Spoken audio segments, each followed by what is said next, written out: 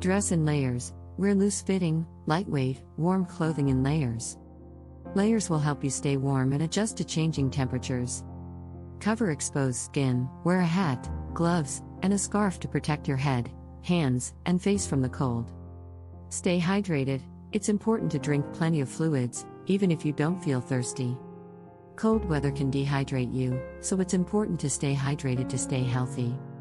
Keep moving. Cold weather can cause your body to lose heat faster, so it's important to keep moving to stay warm. Go for a walk or do some light exercise to keep your body temperature up. Stay indoors, if possible. Try to stay indoors during extreme cold weather. If you must go outside, limit your time outside and take breaks in warm places to help prevent hypothermia and frostbite. Stay safe on the roads. Cold weather can make roads slippery, so it's important to drive cautiously and allow extra time for your trip. Keep an emergency kit in your car in case you get stranded. Stay warm at home. Keep your home warm by sealing drafts, insulating your walls and attic, and using weather stripping to seal doors and windows. Use draft stoppers on doors and windows, and keep your thermostat at comfortable temperature. Know the signs of hypothermia and frostbite. Hypothermia is a medical emergency that occurs when your body loses heat faster than it can produce it. Symptoms include shivering, confusion, memory loss, and drowsiness. Frostbite is a condition that occurs when your skin and tissues freeze. Symptoms include a loss of feeling and a white or pale appearance in fingers, toes, and the tip of the nose. If you suspect someone has hypothermia or frostbite, seek medical attention immediately. What is a cold injury? A cold injury is any injury or condition that is caused by exposure to cold temperatures. Cold injuries can range from mild to severe, and they can affect different parts of the body.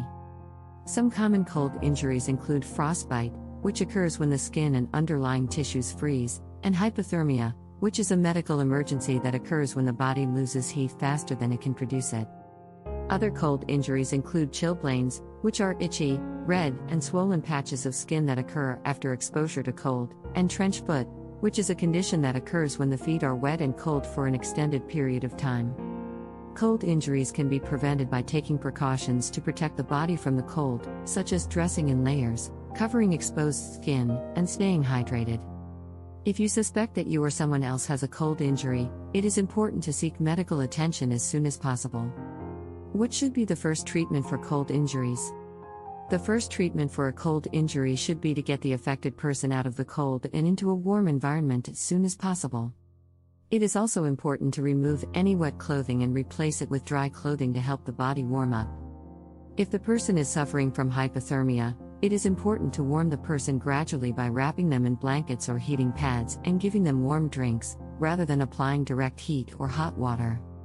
If the person is suffering from frostbite, it is important to handle the affected areas gently and avoid breaking any blisters that may have formed.